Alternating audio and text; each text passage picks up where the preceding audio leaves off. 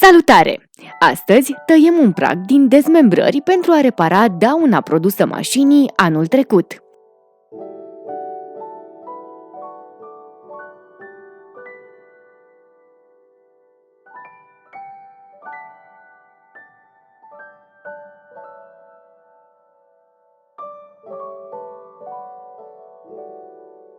Tăiem punctele de sudură.